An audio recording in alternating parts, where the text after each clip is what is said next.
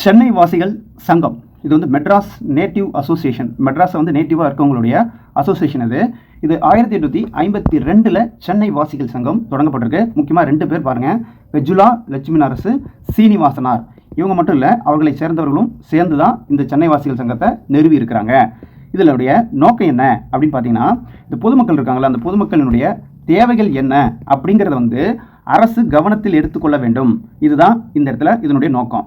பொதுமக்களினுடைய தேவை என்னங்கிறத அரசின் கவனத்துக்கு கொண்டு போய் சேர்க்கறது தான் இந்த சென்னை வாசிகள் சங்கத்தினுடைய முக்கியமான நோக்கம். இந்த சென்னை வாசிகள் சங்கத்தில் அதிகமான எண்ணிக்கையில் அங்கம் வகித்தவர்கள் யார் அப்படின்னா, வணிகர்களே அதிகமாக சென்னை வாசிகள் சங்கத்தில் அங்கம் வகித்தார்கள்.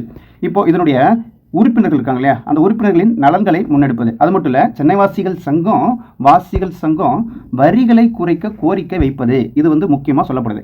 இப்போது கிறித்துவ சமயப்பரப்பாளர்கள் இருக்காங்க இல்லையா, அவங்களுடைய செயல்பாடுகளுக்கு அரசு வந்து ஆதரவு அளிச்சுது. ஆனால் அதை அப்படியே ஆப்போஸ் பண்ணி அதை அப்படியே எதிர்க்குது இந்த சென்னை வாசிகள் சங்கம்னு சொல்கிறாங்க.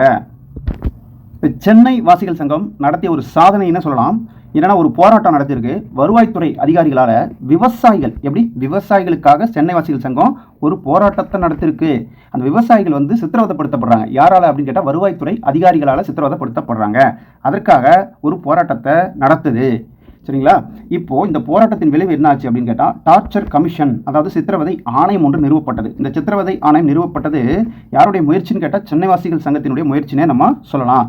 இதன் மூலிமா இந்த டார்ச்சர் ஆக்ட், சித்திரவதை சட்டம் வந்து ஒழிக்கப்பட்டதுன்னு சொல்றாங்க.